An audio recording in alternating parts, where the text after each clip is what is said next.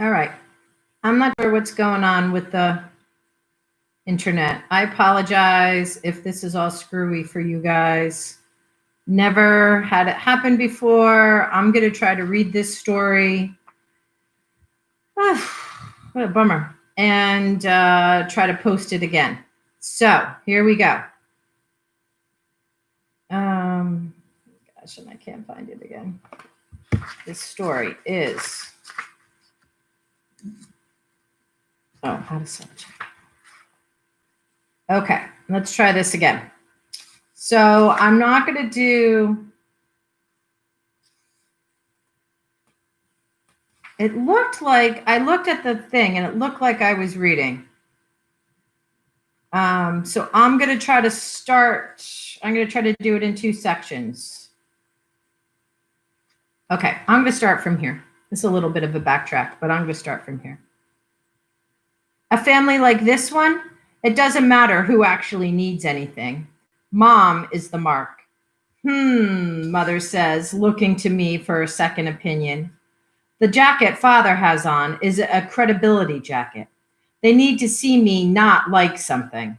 Father is frowning, looking at his arms in the material.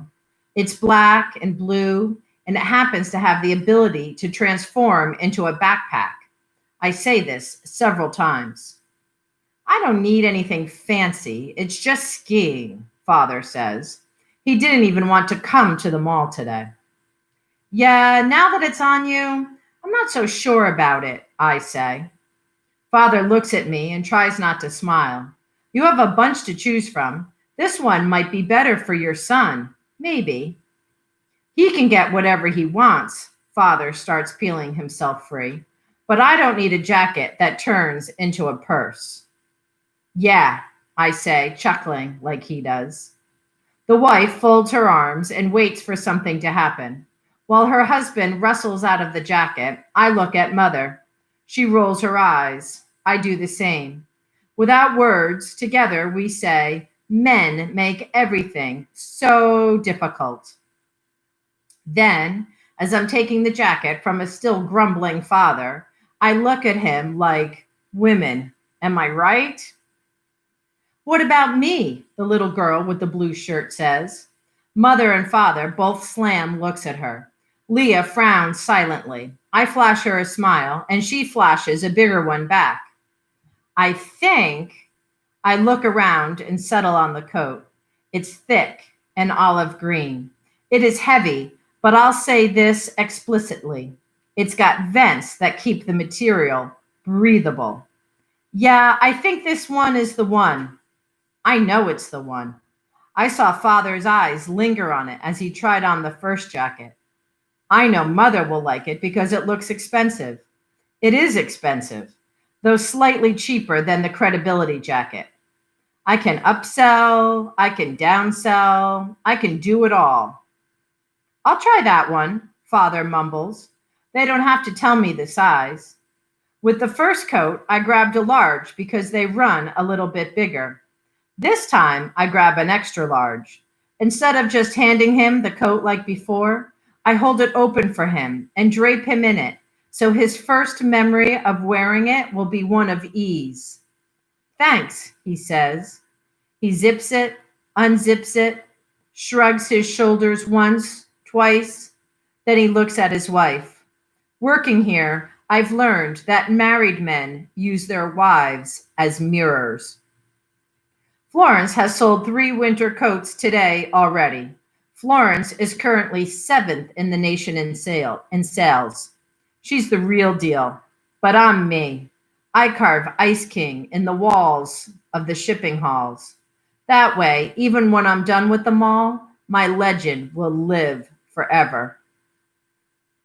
Father is waiting for Mother to say yes, but then he sees she's looking at me. I smile and nod, then circle Father once, pretending to be inspecting closely for some minor detail we might have overlooked. They're both watching me as I orbit.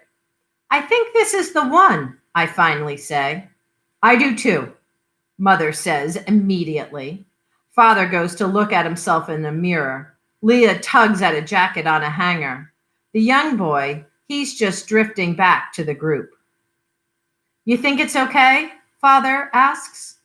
Yeah, it's simple but clean looking, and it definitely looks solid, I say. I've said the same thing, the same way, to so many different faces. You can tell it's quality, Mother says. How much is this thing going to run me? Father says as he grabs the red tag dangling from the front zipper. He frowns deeply. If it's a family that won't pay for the pole face after I show them the price, they'll say something like, "You're shitting me, right?" Or, "Okay, but what's the real price?" Right away, I say, "I know, crazy, right?" Like it was a big joke. I'll rush to the cheaper stuff. I have about 30 seconds before they disappear. But before they're gone, I'll show them. This here, another jacket of equal quality and half the price, is what I wear when I'm upstate in Albany. Albany? Yeah, I visit a lot. I'm going to school up there. A wish, a lie, I don't know. It's freezing, I'll say. You don't say, they'll say back. That's a whole lot to ask for one jacket, Father says. Well, part of it is the lifetime warranty, I say.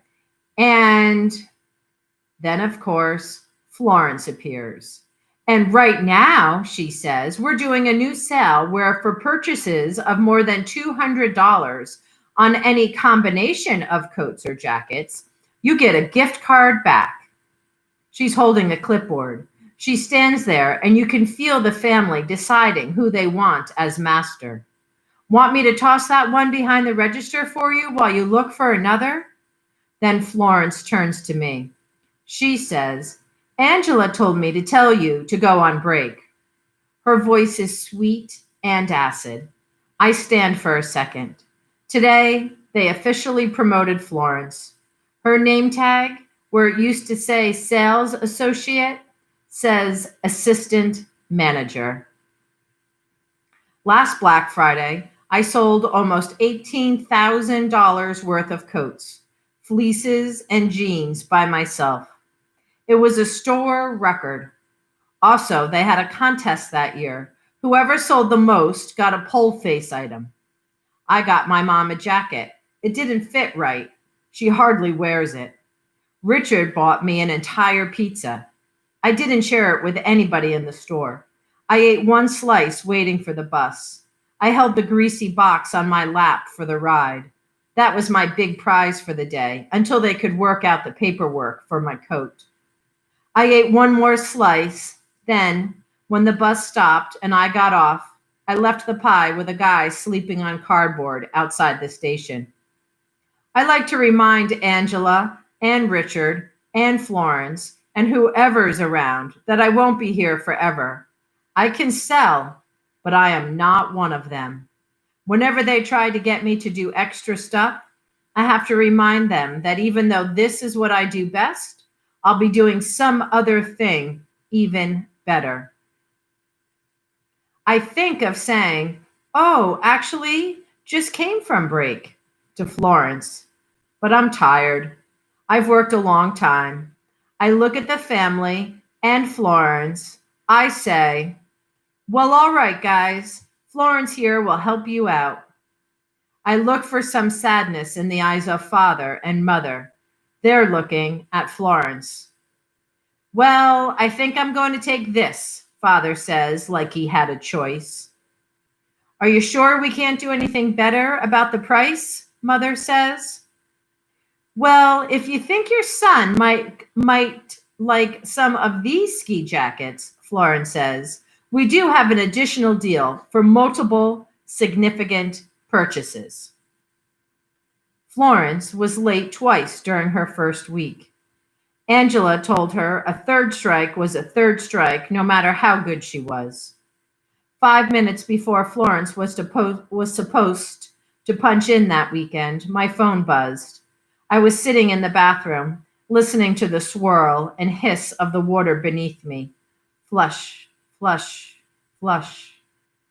Please, please, I need you. My babysitter was late. I need you to punch me in. I'm on my way. I'm coming, but I'll be late. All Florence's words had tears on them. Okay, I said, trying to make my voice sound unmoved. That's it? Floren asked. Yeah, I said. If Angela finds out, won't it be bad? Not for me, I said. And she won't. Tell me your username and password. They're both Nalia XO. All right, I said. Angela never found out. Before that, I thought me and Florence were the same. We are not. She's her. I am Ice King. At the register, I punch out for break.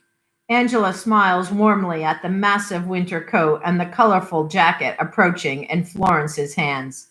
The family trails her closely. Did anyone help you today? Angela asks sweetly. Absolutely. She even hauls the goods. Father chuckles as he points his thumb toward Florence. From behind the counter, I smile weakly at the family. Mother, father, and son look at me and see a stranger. Florence looks at us all and sees food. Leah looks at me and smiles, a wide, crazy smile. Angela stares off toward the entrance and says, Hey, Richard, how are you today? Richard's eyes bounce from Florence to me, then back to Florence. My mouth waters.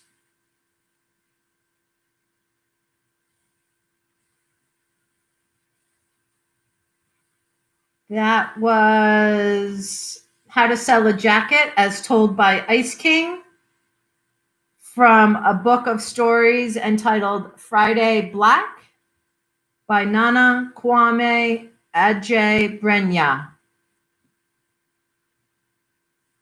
That was in 2 parts today. I'll try to go on Facebook or something and tell you how to listen to both parts. If you follow, Poppy, you followed along with me. I hope you were able to. I think you can probably figure it out. If not, something went wonky with the internet and cut me off. But we finished. Poppy liked it. Did you like it, Poppy? Because it was about ski coats. I think I might read another one tomorrow from there just to do it some justice, since we do have to do a 2-parter today. We'll see. Maybe we'll come back to it another time. But I did read another one in there today that I also liked. So for today, Tuesday, June 9th, 2020, as we keep moving through the time of COVID and reopening our country, I hope you have a great afternoon. Enjoy it. Eat something great for dinner and sleep well. I'll see you back here tomorrow at 3 p.m. for Frankenstein Tea. Bye, Poppy. Love you. Bye, everybody. Peace.